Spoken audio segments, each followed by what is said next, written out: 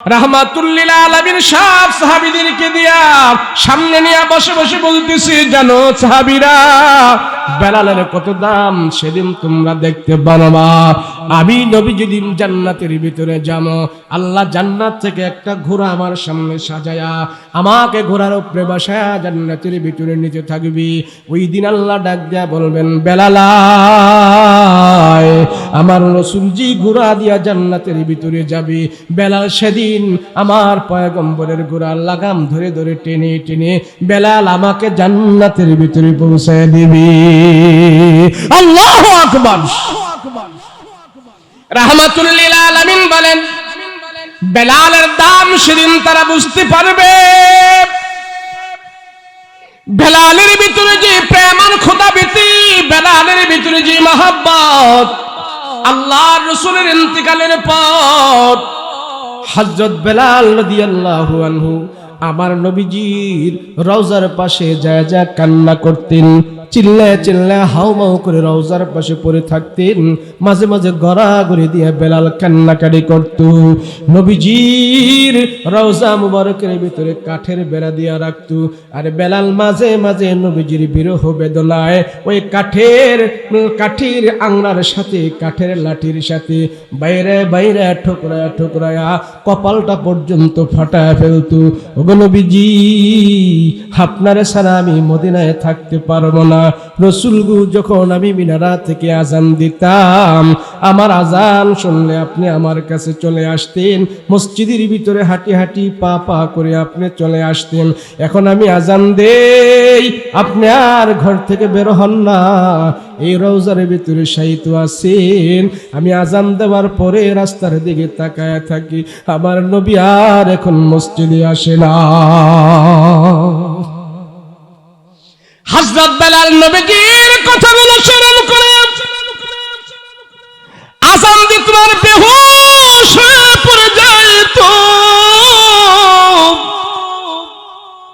আরে বেলাল একজন গরিব মানুষ, পয়গম্বরের মহব্বত তার দিলের ভিতরে যে কত বেশি। বেলাল যখন নাকি আজান দিতেন হাত পিল হয়ে যেতেন। সাহাবীরা জিজ্ঞেস করত, বেলাল কেন তুমি আগের মতো আজান দিতে পারো না? নবীজি থাকাকালীন যেভাবে তুমি আজান দিতে এখন কেন দাও না? বেলাল বলে, সাহাবীরা রে, আমি যখন আজানের ভিতরে আশহাদু আন্না মুহাম্মাদুর রাসূলুল্লাহ বলি, নবীজির নাম যখন আমার জবান দিয়ে উচ্চারণ হয়, আমার নবীজির কথাটা যখন মনে হয়ে যায়, নবীজির আজান দিলে আমার পয়গম্বর আমার কাছে আসতো, মসজিদের ভিতরে আসতো। আমি এখন আজান দিয়া হযরত বেলাল নবীজির ইন্তেকালের পরে যখন আজান দিত, আশহাদু আন্না মুহাম্মাদুর রাসূলুল্লাহ যখন নবীজির নামটা বলতো, বাকি আজান বেলাল দিতে পারতো না, অজ্ঞান হইয়া পড়ে যাইত, বেহুশ হয়ে যেত। খাওয়া নাই, দাওয়া নাই, ঘুম নাই, নিদ্রা নাই, আরাম নাই, আয়েশ নাই। ও সাহাবীরা, আমি বেলাল পয়গম্বরের চেহারার দিকে তাকায় থাকলে আমার পেটের ক্ষুধা দূর হয়ে যেত। বেলাল বলে, আমি গরিব মানুষ, আমার কাছে সবচেয়ে বড় সম্পদ ছিল আমার নবী। আমার নবীর চেহারার দিকে তাকায় থাকলে দুনিয়ার দুঃখ কষ্ট ভুলে যাইতাম। নবীজির কাছে থাকলে আমার সাহস সম্বল সবকিছু আমার লাগতো। এখন আমার নবী রওজার ভিতরে শায়িত আছি, এই রওজা দেখলে আমার খাওয়া দাওয়া বন্ধ হয়ে যায়, আমার ঘুম নিদ্রা বন্ধ হয়ে যায়। আমি নবীর রওজা দেখে সহ্য করতে পারি নাই।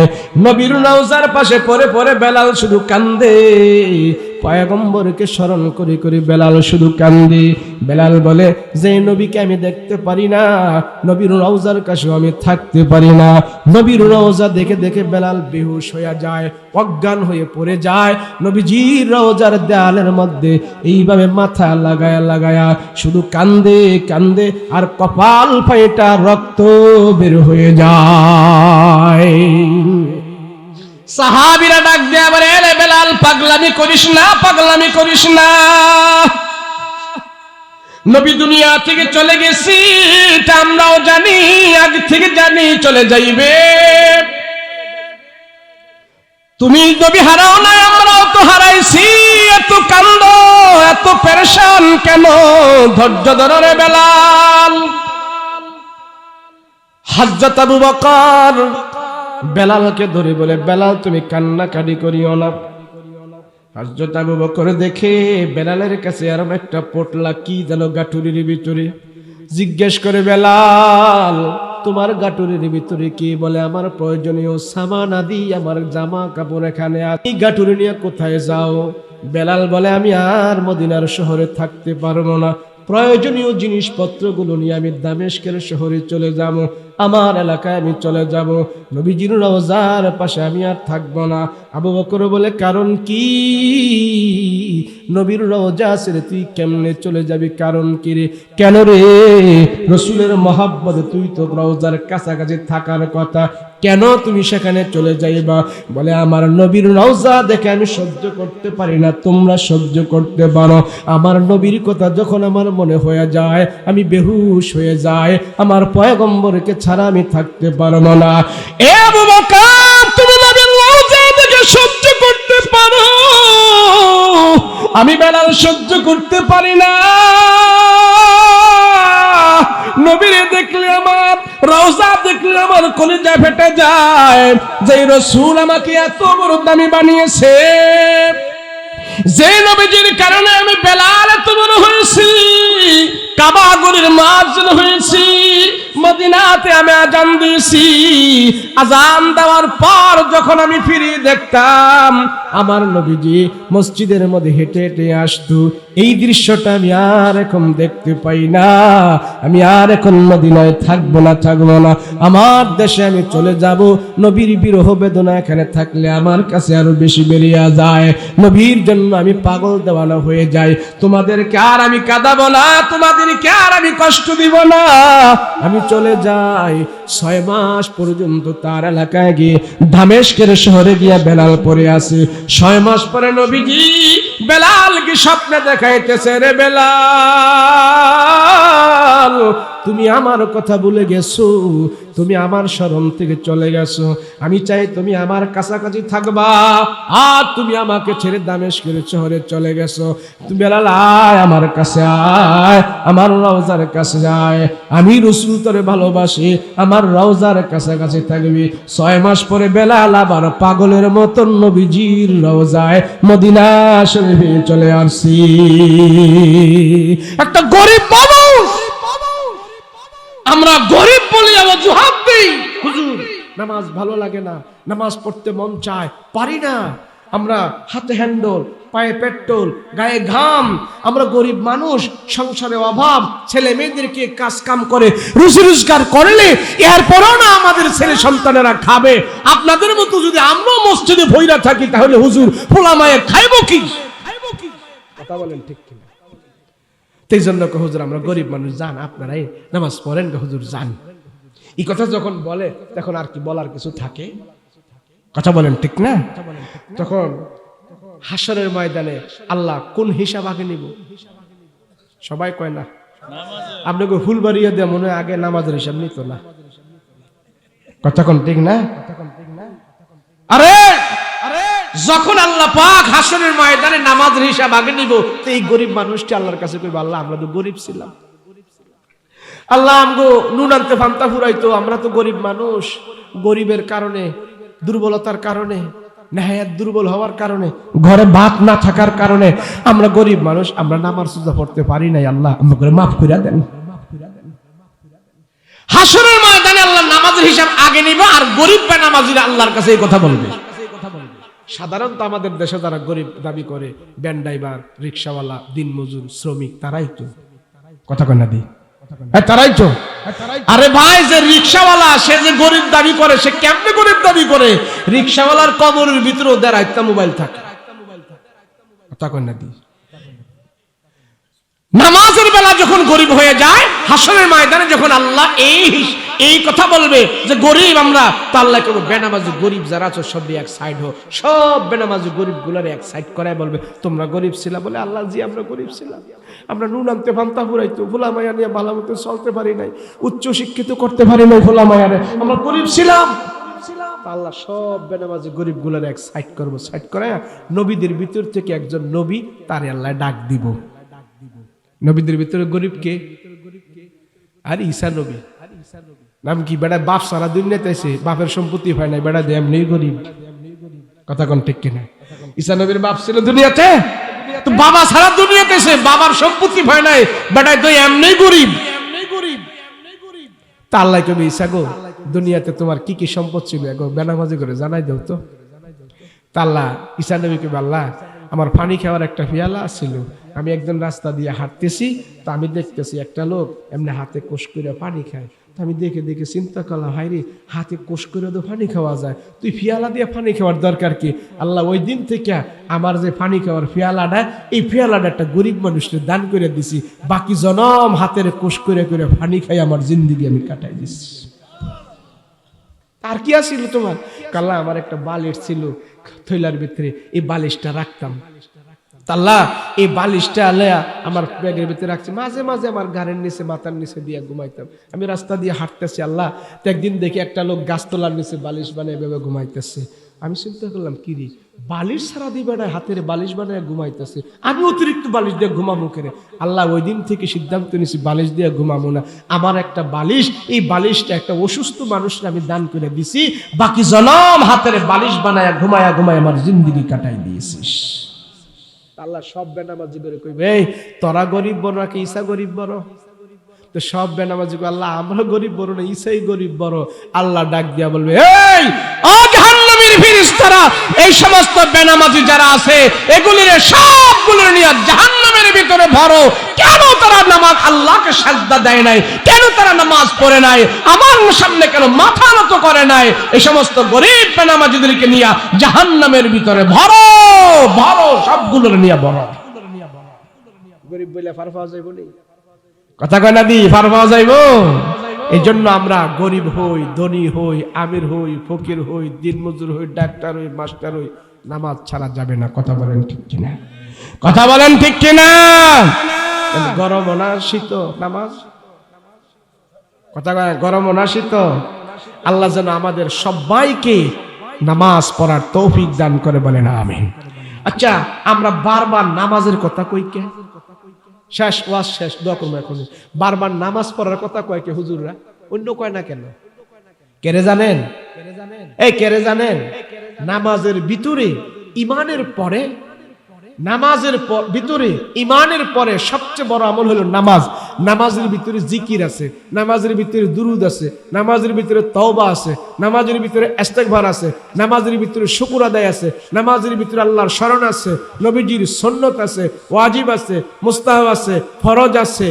সব ইবাদত যা ইবাদতের সব ফজিলত আল্লাহ নামাজের ভিতরে দিয়ে রাখছে।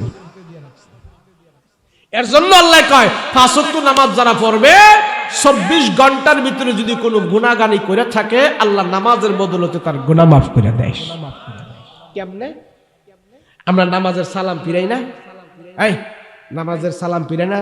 তাশাহুদ দুরুদ শরীফ পড়ার পরে একটা দোয়া পড়িনি? দোয়ায় মাসরুর না কি কয় না রে? আপনি গন্ধা পড়েনি? ফুলবাড়িয়াটা পড়ে দোয়াটা কি জানেননি? আল্লাহুম্মা ইন্নী যালামতু নাফসি যুলমান কাসীরা ওয়া লা ইয়াগফিরুয যুনুবা ইল্লা আনতা ফাগফিরলি মাগফিরাতাম মিন ইনদিকা ওয়ারহামনি ইন্নাকা আনতাল গফুরুর রহিম। এরপরে কি বলি? আসসালামু আলাইকুম ওয়া রাহমাতুল্লাহ, আসসালামু আলাইকুম ওয়া রাহমাতুল্লাহ।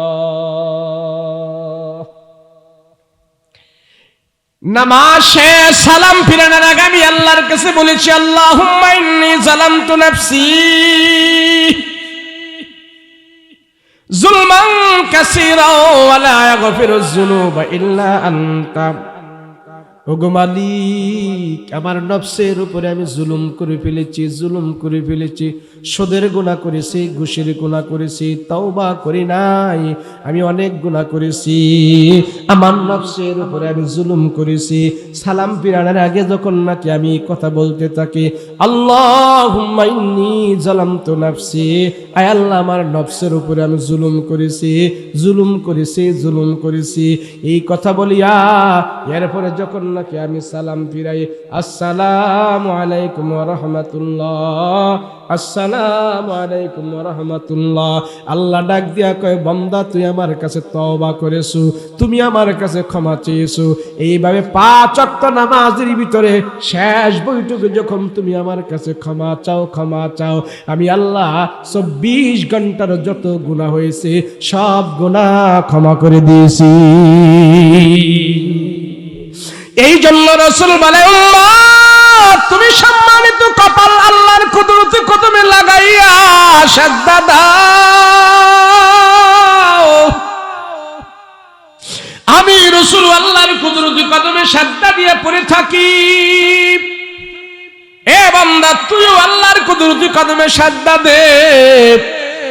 আরে সাজদা এমন বড় দামি, যে মানুষটা সমাজের ভিতরে 6 ফিট লম্বা, 7 ফিট লম্বা, আলিশান দেহ, বডি, বিশাল বড় ডিগ্রিওয়ালা, বিশাল বড় সম্মানী, এই সম্মানিত ব্যক্তিও যখন নাকি আল্লাহর কুদরতি কদমে সাজদা দিয়া পড়ে থাকে, মাজা, কমর, ঘমর, গার, কাঁধ সব ভাঙ্গা যখন নাকি মানুষটা একবারে সাজদা দিয়া পড়ে থাকি, আল্লাহ ফেরেশতাদেরকে ডাক দিয়া কয়, দেখ আদমকে বানাইতে তোরা নিষেধ করেছিলি, আদমের সন্তানের আমার কুদরতি কদমে সাজদা দিয়া পড়ে আছে, দেখ বান্দা আমার কুদরতি কদমে সাজদা দিয়ে একবারে ছোট হয়ে গেছে, প্যাকেট হয়ে গেছে। সাজদা দিলে মানুষ যত ছোট হয় অন্য কোনো পদ্ধতিতে এত ছোট হওয়া যায় না। সেই জন্য আল্লাহ কয়, দেখো রে ফেরেশতারা, আমার বান্দায় সাজদা দিয়া পড়ে আছি, আমার কুদরতি কদমে সাজদা দিয়া পড়ে আত্মসমর্পণ করতেছি। বান্দা আমার দরবারে ছোট হয়ে গেছে, এর চাইতে বান্দা আর ছোট হইতে পারে না, বান্দা আর ছোট হইতে পারে না। ফেরেশতারা দেখো, আমার বান্দায় ছোট হয়ে গেছে, তাহাজ্জুদের সাজদা দিয়া পড়ে আছে, ফজরের নামাজের সাজদা দিয়া পড়ে আছে। তোমরা সাক্ষী থাকো, এই সাজদার বিনিময়ে বান্দাকে মাফ করে দিয়েছি, তার যত গুনাহ আছে আমি আল্লাহ সব গুনাহ ক্ষমা করে দিয়েছি, এবং একটা সাজদার দাম তামাম দুনিয়া এবং দুনিয়ার ভিতর থেকে যা কিছু আছে সব কিছু থেকে আমার আল্লাহর দরবারে দামি হয়ে গিয়েছি। এই জন্য রাসূল বলেন, আমার উম্মত যদি আল্লাহর দরবারে কবুল হতে হয়, উম্মত তুমি যদি আল্লাহর দরবারে কবুল হতে হয়, তোমার 2 হাতের দোয়া, 2 চোখের পানি, 2 রাকাত নামাজ, 2 রাকাত নামাজ, 2 হাতের দোয়া, 2 চোখের পানি, এগুলি যার যত বেশি আমল হয়ে যাবে আল্লাহর দরবারে সে তত বেশি দামি হয়ে যাবে।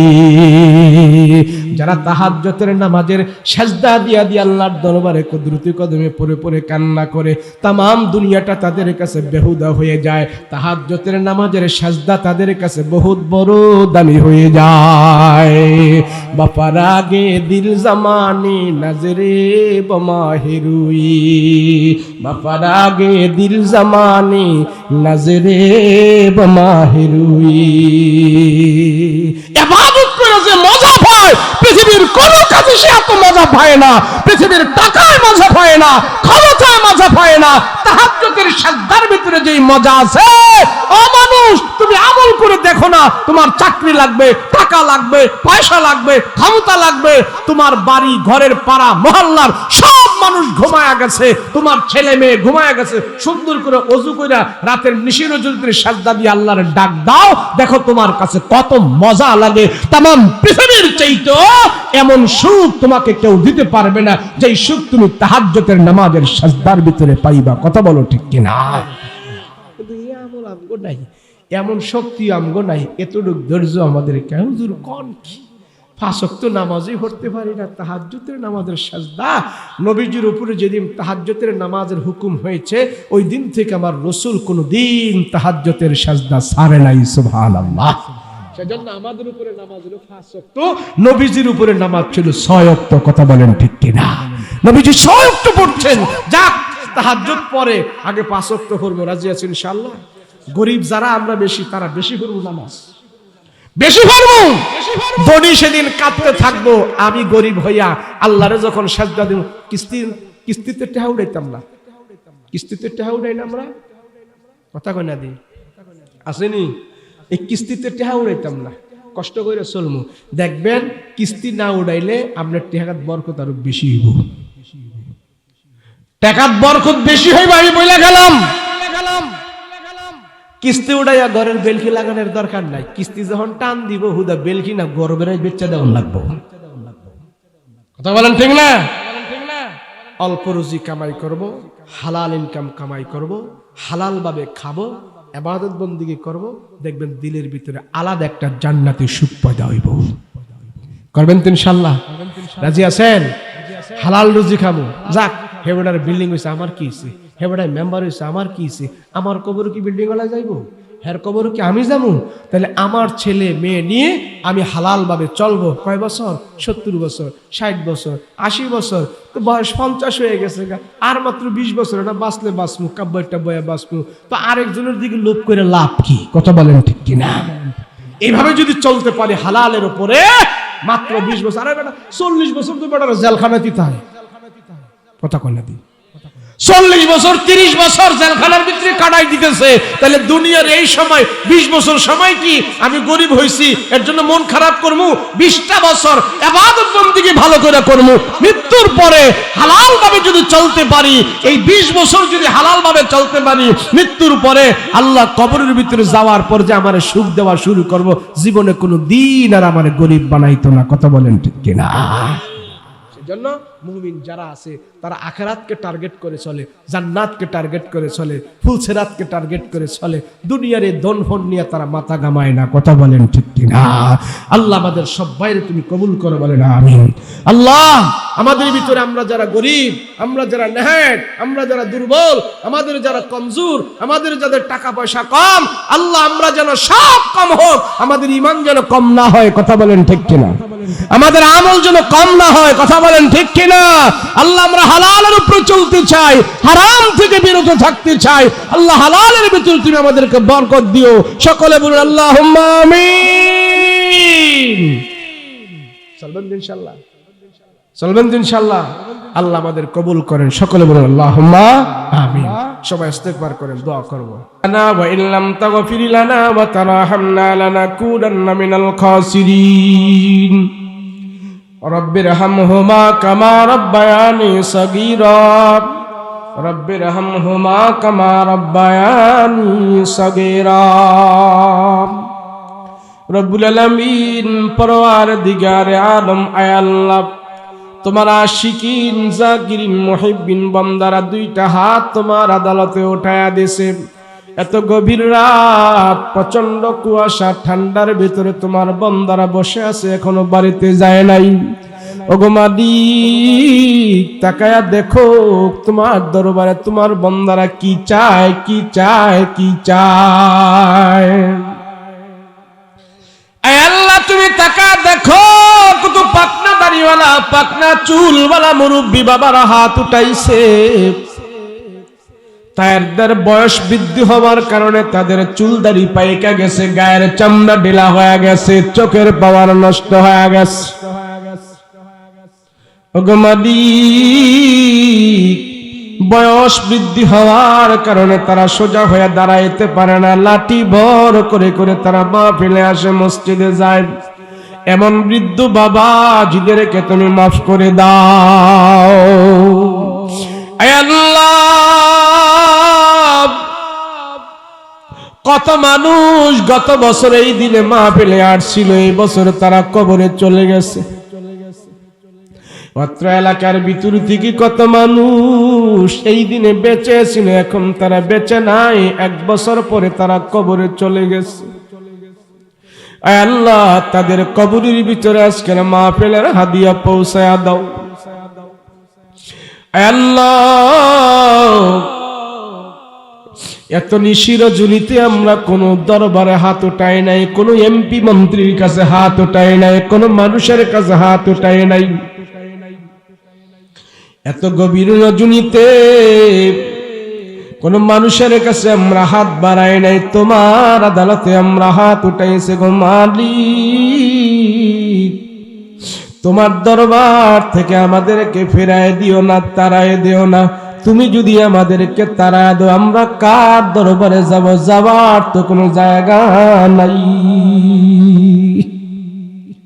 আয় আল্লাহ দুনিয়ার কোন ভিক্ষুক যদি এক ঘরে ভিক্ষা না পায়, অন্য ঘরে চলে যায়, আমরা তো তোমার দরবারের ভিক্ষুক, তোমার দরবারের ভিখারি। তোমার দরবার থেকে যদি আমাদেরকে ফিরায়া দাও আমরা কার দরবারে যাব? যাবার তো আমাদের কোনো জায়গা নাই। আয় আল্লাহ এত রাত্রে মানুষেরা জাগনা থাকে না, রাত্র যত গভীর হয় দুনিয়ার মানুষের দরজা জানালা বাসা বাড়ি গেট সব বন্ধ হয়ে যায়।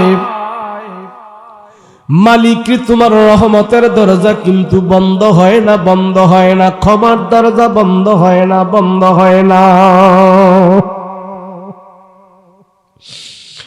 আরে মালিক গুনার দিকে যদি তাকাই তোমার দরবারে হাত উঠাইতে লজ্জা হয়। গুনার দিকে তাকাইলে জাহান্নাম ছাড়া কোনো উপায় দেখি না। আল্লাহ গো গুনাহ করতে করতে যদি আমরা পাহাড় পরিমাণ গুনাহ করে ফেলি, আমাদের পাহাড় পরিমাণ গুনাহ যদি তোমার রহমতের দরিয়াতে নিক্ষেপ করা হয়, তোমার ক্ষমার দরিয়াতে যদি নিক্ষেপ করা হয়, এগুলি কিছুই হবে না গো আল্লাহ, কিছুই হবে না। আমাদের জিন্দেগীর সব গুনাহ খাতা মাফ কইরা দাও আল্লাহ। গভীর রাত, রুটঘাট গুলো ফাঁকা হয়ে গেছে, দোকানপাট মার্কেট বন্ধ হয়ে গেছে, অফিস আদালত বন্ধ হয়ে গেছে। আল্লাহ পশু পাখি গুলো যার যার বাসায় চলে গেছে, সাপ বিচ্ছু গুলো গর্তের ভিতরে চলে গেছে, কিন্তু আমরা গুনাহগারেরা এখনো বাড়িতে যাই নাই। গুনার বোঝা মাথায় নিয়ে তোমার দরবারে আমরা হাত উঠায় আসি, আমাদের জিন্দেগীর সব গুনাহ খাতা মাফ কইরা দাও। আয় আল্লাহ মজলিসের ভিতরে অনেকের মা নাই, বাবা নাই, ভাই নাই, বোন নাই, আত্মীয় স্বজন পাড়া প্রতিবেশী অন্ধকার কবরে চলে গেছে। আয় আল্লাহ এমন সন্তান এখানে আছে তার মা বাবারে নিজের হাত দিয়া নিজে কবরের ভিতরে রাখছে। এমন সন্তান এখানে আছে তার বাবার মৃত্যুর পরে বাবাকে নিজের হাতে দাফন কাফন করায়া নিজের হাত দিয়া কবরের ভিতরে রাখছে। ওগো মালিক বাবার কবরের ভিতরে রাইখা বাবার কবরের উপরে বাঁশের পাল্টা দিয়া মাটি দিছে। যে হাত দিয়া বাবার কবরে মাটি দিল সেই হাতগুলো আজকের মাহফিলে তোমার আদালতে উঠাইল। আল্লাহ সন্তান হইয়া বাবাকে কবরের ভিতরে রেখে ওই হাতগুলো আজকের মাহফিলে তোমার আদালতে উঠাইয়া বাবার জন্য দোয়া চায়, ক্ষমা চায়। সন্তানের দোয়া আল্লাহ তুমি খালি ফেরত দিও না, খালি ফেরত দিও না, খালি ফেরত দিও না। মা বাবার কবরের ভিতরে তুমি জান্নাতের বাতি জ্বালা দাও। আল্লাহ মা বাবা অতি আপন করে অতি যত্ন করে মায়া মহব্বত করে আমাদেরকে দুনিয়ার জমিনে লালন পালন করে গেছে রে খোদা। মা বাবারে আমরা পর্যাপ্ত পরিমাণ খেদমত করতে পারি নাই, মা বাবারে আমরা পর্যাপ্ত পরিমাণ সেবা করতে পারি নাই। যেই মা বাবা নিজে না খায় আমাদেরকে খাওয়াইছে, নিজে না পড়ে আমাদেরকে পড়াইছে। আল্লাহ ছোটকালে মা বাবা আমাদেরকে গরম পানি দিয়া গোসল করায়া দিছে, সাবান দিয়া গোসল করায়া দিছে, পায়খানা প্রস্রাব পরিষ্কার করায়া দিছে। ওই আদরের মা বাবারে আমরা মৃত্যুর পরে বরুই পাতার গরম জলের পানি দিয়ে আমরা গোসল করায়া দিছি। ওরে মাদি, ঈদের দিন আসলে বাবা আমাদেরকে নতুন জামা পরাইয়া ঈদের আনন্দ করাইতো, আর বাবার গায়ে মাঝে মাঝে পুরান জামা দেখা যাইতো। ওই বাবার মৃত্যুর পরে আমরা কাফনের জামা পরায়া বাবারে বিদায় করে দিছি। আল্লাহ মা বাবা আমাদেরকে ছোট কালে কাঁধে করে করে নিয়ে কত আনন্দ করছে, কাঁধে করে করে নিয়ে আমাদেরকে ঘোরাঘুরি করছে। মৃত্যুর পরে সেই মা বাবারে আমরা কাঁধে করে করে নিয়ে কবরের ভেতরে রেখে দিয়ে আসছি। আরে মালিক, মা বাবার কবরের ভেতরে তুমি আগুন জ্বালায় না, আগুন জ্বালায় না। মা বাবার কবরের ভিতরে তুমি জান্নাতের বিছানা বিছায়া দাও, মা বাবার কবরের ভিতরে তুমি জান্নাতের বাতি জ্বালায়া দাও, মা বাবার কবরটা তুমি জান্নাতের সাথে যোগাযোগ করে দাও, মা বাবার কবরের ভিতরে তুমি শান্তির ব্যবস্থা করে দাও, মা বাবার কবরের ভিতরে তুমি জান্নাতের হাওয়া চালু করে দাও। মা বাবারা যদি কবরে কষ্ট দাও, আমরা সন্তানেরা সহ্য করতে পারবো না রে খোদা, সহ্য করতে পারবো না। মা বাবার কবরের আযাব তুমি বন্ধ করে দাও। আল্লাহ পিতা মাতার কবরে আযাব দিও না, দাদা দাদির কবরে আযাব দিও না, নানা নানির কবরে আযাব দিও না। মরিয়া গিয়াছে যাদের মা ও বাপ, আল্লাহ তুমি করে দিও তাদের গুনাহ খাতা মাফ। আল্লাহ তুমি আমাদেরকে মাফ করে দাও। ও মালিক, দুনিয়ার জমিন ছেড়ে আমরা একদিন চলে যাব, আমাদের মরণ তুমি ইমানে মরণ দিও, বেঈমানে মরণ দিও না, নাপাকি মরণ দিও না, মুনাফিকি মরণ দিও না, জাহান্নামী মরণ দিও না, ইমানি মরণ আমাদেরকে দান করিও। আল্লাহ মক্কা মদিনা যাওয়ার তৌফিক দান করে দিও, হজ্জ বাইতুল্লাহর মেহমান বানায়া দিও, খানা কাবার গিলাফ ধরে ধরে আমরা কান্না করব সেই ব্যবস্থা করে দিও, নবীজির রওজার পাশে আমাদেরকে দাঁড় করায়া দিও, প্রাণ ভরে আমরা নবীর সালাম জানাবো সেই ব্যবস্থা করে দিও। আর নবীর রওজায় যদি না যাইতে পারি, ঘুমের ঘুরে আমার নবীর নুরানের চেহারাটা স্বপ্ন যোগে দেখায় দিও, নবীজির চেহারাটা দেখাইয়া জাহান্নামের আগুন হারাম করে দিও। আল্লাহ যতগুলো আবদার করলাম তুমি কবুল মঞ্জুর করো, যতগুলো আবদার করলাম তুমি কবুল মঞ্জুর করো। আল্লাহ আমাদের জীবনে বহুত মুনাজাত করেছে, জানি না কোন মুনাজাত কবুল করেছো। আজকের মুনাজাত তুমি খালি ফেরত দিও না রে আল্লাহ, খালি ফেরত দিও না। وصلى الله تعالى عليه وعلى آله وصحبه أجمعين. سبحان ربك رب العزة عما يصفون وسلام على المرسلين والحمد لله رب العالمين. بحق لا إله إلا الله محمد رسول الله.